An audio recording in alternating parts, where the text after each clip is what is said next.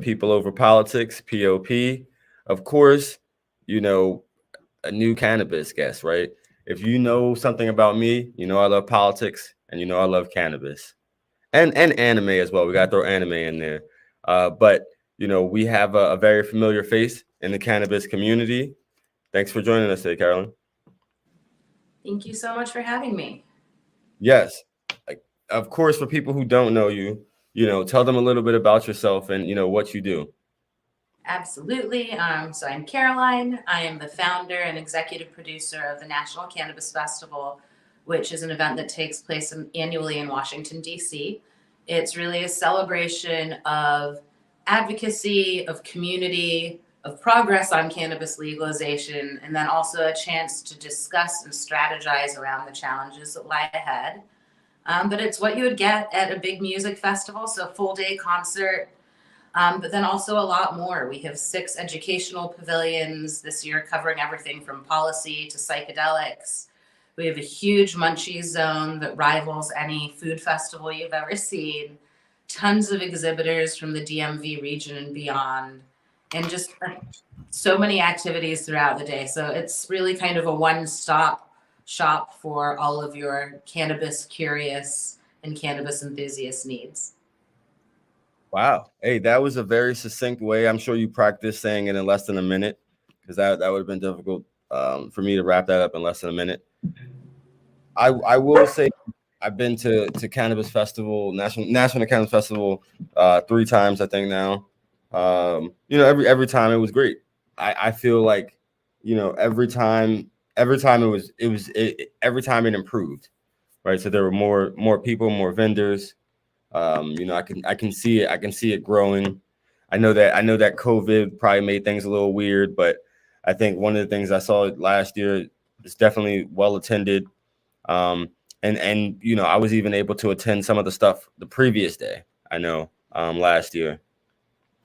And so the one question I had is, what year did it start? Like, what was the first one, the very first festival, and then also, where did you come up with this idea of this East Coast Festival? Of course. So the first festival was in the spring of 2016, and I started developing the idea for the festival probably in early winter, January of 2015. Um, and I really started thinking about bringing a festival or bringing an event to the East Coast because I saw when cannabis legalization happened really quickly, these conferences came to DC and it was like $600 or $700. And they were telling you that they were going to tell you how to cash in on the green rush. And they were insisting that they were going to connect you with all these networks of people. And that sounded really great. But I didn't really know many people that could afford to spend $600 or $700 on a conference like that. At the time, I was also living next to somebody that worked for one of the drug policy organizations. And, at the time, I also didn't realize that there were like lobbyists on Capitol Hill who are lobbying around cannabis. And I really thought, like, wouldn't it be great if we put on an event that celebrated the work of these advocacy groups? My background is in human rights advocacy, but also gave people a chance to kind of celebrate and just come together. Because I think that's something that until the past 2 decades was more of an underground thing to do. Like the cannabis community didn't kind of gather in large format, like in public places, and commune and talk about our shared experiences. We were told we had to do that in secret places behind closed doors. So that's sort of where the idea of the festival came from. I just knew that it needed to be affordable and accessible to all people, and then approachable to people who weren't so sure about cannabis yet. Wow, that was a great understanding of how you came up with the idea. I think the biggest part that you didn't mention that came to me and I thought it was interesting is weird. Where did you come up with the idea? Like, where was your location when this idea hit you? Because I think that was the coolest thing for me. Yeah, I was just hanging out in my condo, probably on my couch. I was with my friends. Yes, exactly. And it just That was what you told me the first time. for a couple of weeks. And then I was like, well, I've been talking about it, so I better do something about it. That was what you told me, the fact that this started on your couch. Yeah. Right. And so like this big thing that we see at RFK Stadium started on your couch. And that is the magic of being, in the cannabis industry, is you can take some of your ideas from just being an idea to actually like, articulating that idea and pulling it off. Because like this cannabis space, as I was telling people, even though there's been a lot of markets that have been in there for a lot longer, it's still a very immature, growing, budding market. Very true. Yes, exactly. So that's one of the things that you realize. And then one of the things that I tell people is like, and you could probably share the sentiment, is find out what you love in the space, and do that. Like, you don't necessarily, everyone doesn't have to be a dispensary owner. Everyone doesn't have to be a cultivator. There's hundreds of things that you can do to give back and to give value to the cannabis space. Exactly. No, that's very true. I mean, for me, I think it was just about creating an experience for people that really honored sort of the work of the advocates in this space, but also really framed the businesses in this space in a way that could make everyone proud. I think there's been kind of like a lot of tongue-in-cheek marketing around cannabis in the past, and there probably still is. So just being able to put on display a lot of the small businesses from this region in a way that shows the talent from this region. Yes, absolutely. And one of the things that I will say is, when I came to the festival previously, it was as a different, I don't even think I was a medical patient the first time I went. I'm pretty sure the first time I went to the festival, I was just self-medicating, as we would say, right? So I'm pretty sure I was self-medicating, and then I believe it was either 2017 or 18, I became a medical patient. And then that's when, for the first time, I went as a medical patient. But last year, one of the things is I really wanted to pay attention to, like, because I felt like the first time I went there, I was a little overwhelmed because I was like, there's so much going on. And, so I wasn't able to take it all in the few hours I was there because I was rushing. And, but then the last time I spent a lot more time, and I realized that there were vendors from all over the world, right? And not only vendors from all over the world, but there were people from all over the world. Right. And one of the cool things about, cannabis is like, everywhere you go will be different, right? Like of course cannabis will be the same, but everywhere you go, like the culture will be different. And so like it was great to kind of see that. Like I met people from Maine, and I was able to check out Maine's flower this year. So I actually went to an organic grow in Maine, and I was actually able to check them out from that connection, that was made at the National Cannabis Festival. So I'm sure there's many other connections that were made for people, but I think it's a great connecting space. Oh, thank you. I think that is one of the magic things about the festival to me. I see the festival through one lens, my team sees it through their own lens, but there's this whole world of things that are happening out there that we have no idea about. And I think some of the favorite things that I hear about are people who met a new best friend, met a romantic partner, met a new business partner, became aware of an organization. It's just like really exciting to see that things that spin off from this event. Absolutely. And I think one of the things that, was very cool to me was the fact that, like, I feel like each year I come back, you guys are trying to bring something different and bring something new that, wasn't there the previous year. Right. And so like I know a couple things I saw, and I think you had previous year, was like the grow classes. That was very cool. So people, really get to learn. In Maryland, we now have legalization, right? So July 1st, I was testifying on that bill. We now have legalization, so we should also have that education on how to grow, at home, giving people seeds. We should have that type of education. So I really love that. And then I love something else you mentioned, was the connection to the psychedelics, right? And so like a lot of times,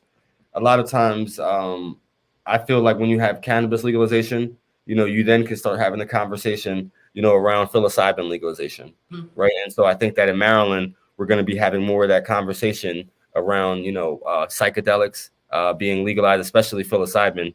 So I'm glad that you're having, that class there and that education. because as I express to a lot of people, microdosing isn't about, taking trips and stuff like that. So, Right. microdosing, is very different than a lot of people, might think. Right. I mean, we're really excited to share information about plant medicine and psychedelics with people this year. We have 6 pavilions this year. There's wellness, policy, the culture pavilion, culinary pavilion, growers world. So we're taking the grow school and expanding that in an entire area at the festival that will have all of the seed and genetics folks and all of the lighting companies in the growers world stage, so you can learn about growing. And then, of course, the psychedelics pavilion this year. But the programming at the festival is a huge part of the work that we do around it. So I'm glad that you enjoy it, and I hope other people really take advantage of the different programs and discussions happening at the event. We don't just kind of put up a concert poster and think this year we're going to get even more people. We know that if we're going to attract more attendees, we have to provide additional experiences to keep everybody entertained. So this year, like I said, we're taking the Grow School into Growers World. We added the Psychedelics Pavilion. We're adding an LGBTQIA plus lounge. I saw something about NCF weddings. The Ultimate Weed Wedding. This is going to be year 4 for the Ultimate Weed Wedding. So applications are open for that. It's just like a really fun experience. I didn't know y'all did that before. That's pretty, I know people love the weed weddings. Yes. I had no clue. So when I saw that, I was, actually read like, that's very cool. And for the most part, I think that your event now is like almost historic at RFK. Like most of the times when I mention to people about NCF, at RFK, because as we mentioned, like there's not many things that still happen. Like it's like a few big outdoor events and stuff like that. But there's not many things that still happen at RFK. Like RFK is a piece of DC history, right? Like, and who knows how long it will be there. Poor RFK, but one day we'll be able to say the National Cannabis Festival used to be at RFK when it was there. Who knows what'll go in its place yet, but. Yes. Well, one of the things that I wanted to highlight, and, I'd be remiss if I didn't, you are, a cannabis enthusiast, cannabis champion. I was recently made aware that, you and I made a top 40 list. And so like, I didn't know initially when it dropped, but hey, sometimes, news is best found out late, right? So the Students for Sensible Drug Policy, of course, a national organization, they voted you 40 under 40 Black cannabis champions. I was just happy to be on the list with such great hitters like you and Kat. It's an exciting list. It's very cool to be on something like that. It's special for me because Students for Sensible Drug Policy was the first advocacy organization to commit to participating at NCF. Many years ago, I walked into their offices. I introduced myself to Lauren and Scott, who were at the time 2 staff members there, and they let me sit down at a table and pitch them this idea for this festival. And they were like, yeah, we'll get behind you. So that was the first nonprofit that ever said, like, we think this is a good idea. So it feels like really nice and kind of full circle to get recognition from them and then to be listed with so many other awesome advocates in our space. Yes. I mean, like, of course, some of those people I'm still meeting, but, a lot of those names I have seen, in the cannabis industry, because, as there's like 3 degrees of separation, right? And especially in cannabis, there's a lot of interweaving interconnectivity, like finding out, this person, that person, so that was very great. And I also had the current, I think his title would be the executive director, Jason Ortiz on recently, because of course, they had a bunch of rallies in DC a couple months ago. So Jason, he's doing some great things. And, I would say that the students themselves are doing great things. And one of the things that I've seen is like, it gives these students a platform to practice their advocacy, but also to like, find themselves, right? So like, as like a young advocate, as a young person speaking, you really have to find that issue that matters and that you care about, because the thought is like, as I try to tell the young people, it's not about being the future, it's about being the present. A lot of them can lead presently, and are leading presently. We just have to view them that way, and they have to view themselves as present leaders. Yeah, no, and I mean, the idea behind SSDP is a really powerful thing. It, not only creates this space for students to be able to talk about drug policy and harm reduction, but I went to school in the South, and we definitely did not have a chapter of Students for Sensible Drug Policy at the university I went to. What school? I went to Wake Forest for undergrad. Yes, yeah, Definitely okay. didn't, it's a Baptist university, so my kind of cannabis consumption at the time felt like a bad thing that I was doing. I had no idea that there were advocates and lobbyists and people who thought that cannabis prohibition was a bad thing and that what I was doing was not such a bad thing. And I just know that if I'd found an organization like Students for Sensible Drug Policy when I was in college, I feel like that would really change sort of the course of my career. Maybe I would have found my drug policy work a little bit earlier. But nevertheless, I'm happy that I found my way into this through the lens of human rights, because I think that the freedom to put in your body what you choose, to medicate in ways that you feel are most effective for yourself, is a human right. Absolutely. And so one of the things that I have, down is, you came from this human rights background. What exactly are we talking about? We're talking about abortion rights. Are we talking about, civil rights? What was the focus? International human rights, so a lot of refugee protection, immigration rights, so things about how people at our southern border are being treated, a lot of whom are also refugees. We just don't talk about them that way. So yeah, I would call that my sweet spot. Yeah. So a lot of international. I mean, and there's still a lot of international crises happening.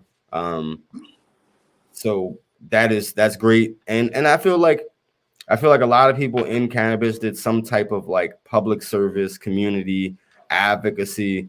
A lot of the people I've met come from those backgrounds, like definitely. And that's something I think that we've been seeing more in recent years. It's been very exciting to see very seasoned professionals from other industries who also maybe were quieter about their interest in cannabis finding careers in this space now and bringing their expertise and their years of experience and reapplying it to this new industry. Yes, and so you're in DC. Of course, you guys have been legal a little bit before Maryland. I do want to come check out a DC grow, so that's on my plan for 2023, because I've been to so many Maryland grows, haven't been to DC grow yet. But the reason I bring that up is because I've been to a lot of the grow facilities, been to a lot of dispensaries, especially in Maryland. And one of the common themes I've realized is that a lot of people who have ownership in that business, they either come from a finance background or a law enforcement background, like 7 times out of 10. And I just found it ironic, especially for the law enforcement. And I think I remember saying it to them. I said, wow, did you guys see the writing on the wall? Is that what it was? Because I just find it strange that like they made a career off of the criminalization of drugs, especially cannabis, right? But now they're retired or almost retired, and they got into the cannabis business, the legal cannabis business, and now it's health and wellness, and all these other things that that it should have been then, right? So I just find that interesting. Is that similar in DC? Because I know that there's a lot of finance and like law enforcement in the Maryland medical. I don't think that is true in DC. At least I know that when the original licenses were handed out, it was a lot of people who were, touching this industry for the first time. We do also have a large number of our small number of dispensaries. So the majority of the small number of our dispensaries are owned by Black and brown business owners. So that is a good thing. Whether that ownership remains at 100% or majority, I don't know. It's been an incredibly challenging 7 years for licensees in DC who have been trying to build sustainable businesses in a really subprime market. You know, it's been really difficult for them while the DC Council has found their hands tied and they're unable to move forward to create this adult use marketplace that would open the doors and the opportunities for current use. Yeah. Yeah, it's because of like they're also hamstringed by like federal regulations. By But Congress. but I know There's that on the horizon, there's some good legislation sitting out there that suggests I was that gonna say, yeah. we will be getting rid of the license cap in DC, or at least lifting it for the time being, and offering additional licenses to people who are currently in the unregulated space and would like to move over. So that, I think, is a good thing. I don't think we should have. And low cost conversions is Mhm. the conversion going to be low cost for them? Like, are we I trying to keep? believe so. I think they're going to try and make the transition. They want people to transition over, so they're going to try not to make it cost prohibitive. But you know, I think there's still a lot of questions out there. How's that going to work? Are we going to have enough product? Are there going to be enough kind of professional development, technical coaching, and mentorship that these folks will be able to sustain? And what happens to the people that aren't able to get licenses but have been running the unlicensed businesses here? Are we going to suddenly criminalize them? So, Yeah. you know, I think there are a lot of questions that are still out there. I think that, you know, what we really need here is what all other industries get, and that's a competitive marketplace. Yes. I think they should uncap the licenses, let the regulations that would ordinarily limit the number of dispensaries we can have handle that, which is things like how close can you be to a school? How close can you be to a treatment center? This is a dense city behind me, you know, like there are only so many places that you can open. So I think that already will limit the number of licenses that get handed out. And I think that's probably the only cap there needs to be. With that said, I also think that with more education, we can help some of our local communities understand why having a dispensary or a grow in their neighborhood would not be disruptive. So perhaps there could be some new consideration to the regulations that would limit the number of dispensaries that can open in certain places. Hey, that is some great information because you know I'm always still trying to learn about DC. You know, it's one of our neighbors, but you know, kind of how their market's doing, how things are going. You know, the DC market was one of the first legal markets that I went to years ago. I'm sure like many other people crossed that line.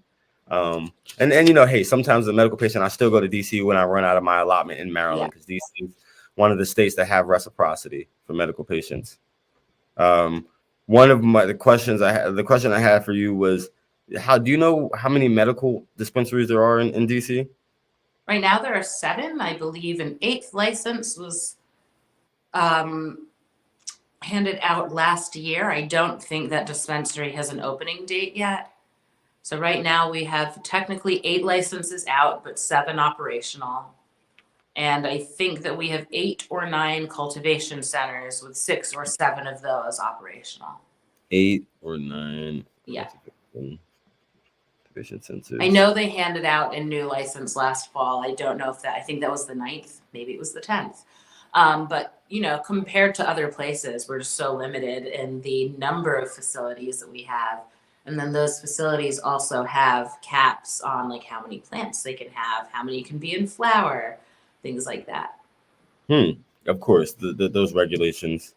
And I'm gonna hit you up because I want to visit one of these cultivation centers in DC for sure. I know District Cannabis, they said they have a DC one as well, so that might be the first one I go to. My next question is: there's no recreational dispensaries at this point, right? Like, I know that's kind of the vision. There aren't any licensed adult use dispensaries in the city right now. We're trying to transition those over, but because of the congressional rider, we've been unable to move forward with any kind of adult use market.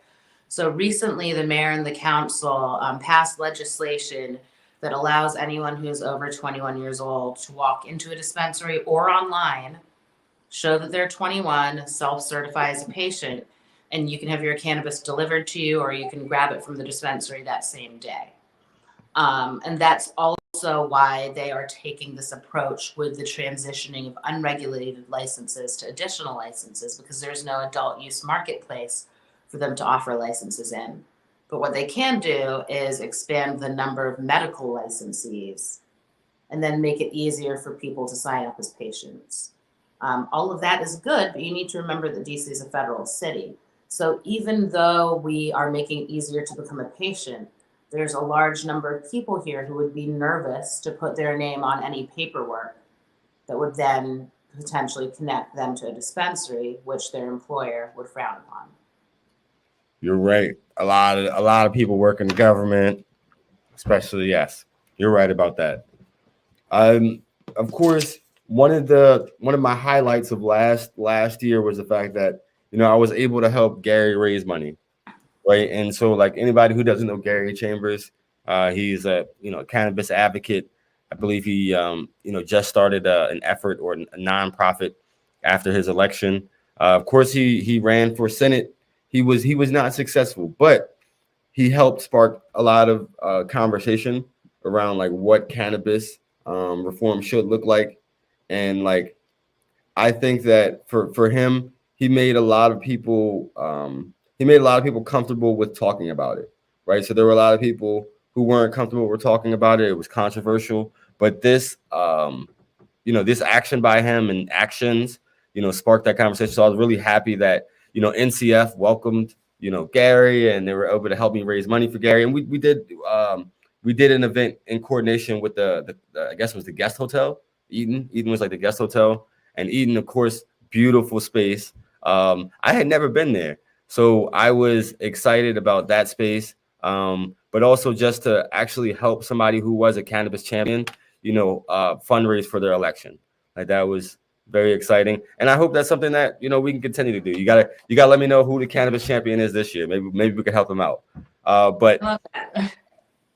Absolutely. Yeah, no, we love having policymakers and candidates come to the festival. It's just a really important part of the day that I think gives a lot of value to the experience for people, because they can say that they came, they had a great time, they heard some great music, and they also like participated in our democratic system by asking a candidate questions or listening to a candidate talk and thinking about how that changes or doesn't change their voting decisions. Absolutely. Absolutely. And so I just wanted to, of course, thank you. And I know I try to stay connected with Gary. I'm sure, they're all very thankful. And it was just a good time. It was a very good time. I think he got to open for Wiz. So that was like something that he remembers. Like he got to speak before Wiz and welcome Wiz to NCF. So that was a historic moment for sure. It was really great having him on the main stage. We're really happy to give him our Changemaker Award last year. I hope he can come and hang out this year. That would be a lot of fun when he's a little less kind of running back and forth to every state every day. So it would be lovely to come back and be able to enjoy the festival day. Of course, I agree. And I just wanted to ask you a few rapid questions before I got you out of there. The first question I have for you is, what is your favorite strain and why? I should have like a really great answer to that, and I'm sure I'm disappointing a lot of my staff members that I don't. I'm just a cannabis fan. I love cannabis. I can see you as a sativa, maybe a hybrid, No, I definitely do lean towards the indicas. I'm naturally very strong. Okay, I got you. I had it wrong. My favorite terpene, or I'm sorry, not mine. Your favorite terpene, and why, or pair of terpenes, because sometimes people like to pair them together. I mean, again, you're talking to the woman who just told you that her favorite kind of cannabis is cannabis. I guess I'll just I don't know, limonene. There we go. I'll just give you an answer. Yeah, no, but I like limonene is one of my favorites. Yes, limonene is one of my favorites, and I'll give you another one, since we got another cannabis question in there. Where was your best cannabis from? Like, what state did you have the best cannabis flower? From, particularly flower. That is tough.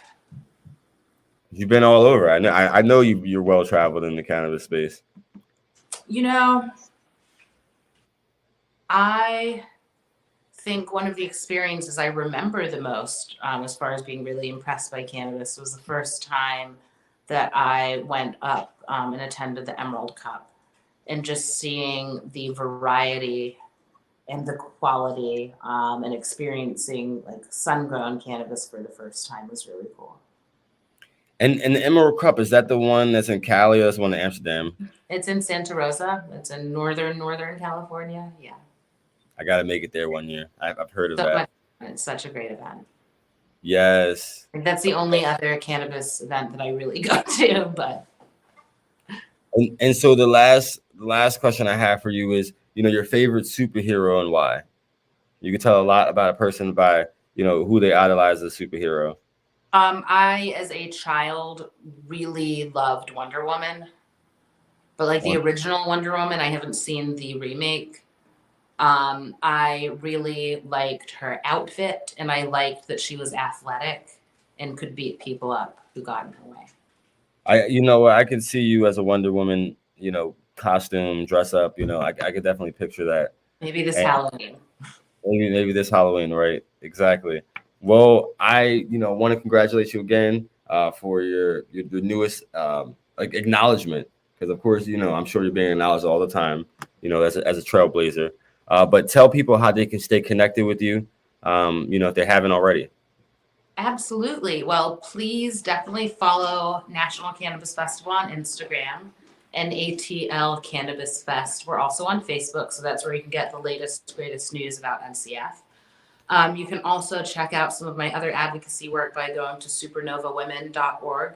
That is an organization that I'm part of. I'm the deputy director, and we work to empower Black and Brown owner-operators in the cannabis marketplace. So check us out there.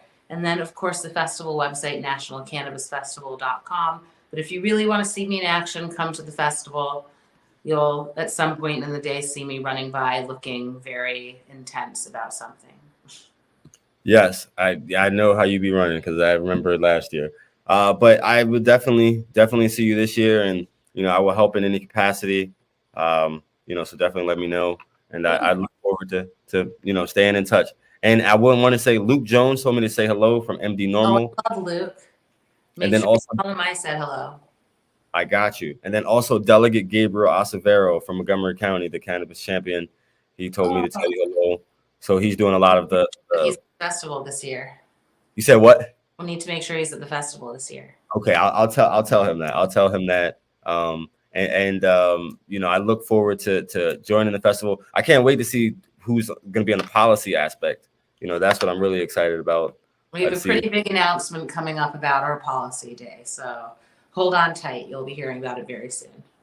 Okay. Yes. Well, keep me posted. Are we going to see a legalizer beer this year? Because I love that beer last year. I hope so. I actually need to. I'll know this week, but I hope that we will be doing our third year of the special run of DC Brow and National Cannabis Festival's lager collaboration. Yeah, we need to make sure that happens this year. That's the third year. I didn't know it was the wow. That's okay, cool. I mean, last year it was dope. It was dope. That was a good can design. I think that the the art will look good on the can this year too. So we'll have to look into it. Yes. Well, you gotta make sure to hold the six back for me because I know once it goes, it goes. But yes. What'd you say? No, that is very true. Oh yes, exactly. We'll hold some back for you, and we'll hopefully have another launch event at DC Brow when that does come to life. Yes. Well, thank you so much, and you have a rest of your weekend. You as well. Have a great day, and I will see you in April, if not before. Yes, I see those plants back there. Being green and beautiful. I try to keep them alive as best I can. Yes. All right. Well, I'll see you soon. All right. Bye. Have a great day. Yeah. See you later, Carl. Hey, this year, NCF 422. What are you doing? I know I'll be there. Hopefully you'll be there. Hey, 2 Chainz gonna be there. But in all actuality, I appreciated all the guests, all the information they shared. Guys, if you have any questions, feel free to connect with them directly or reach out to me. See you next Sunday. People over politics.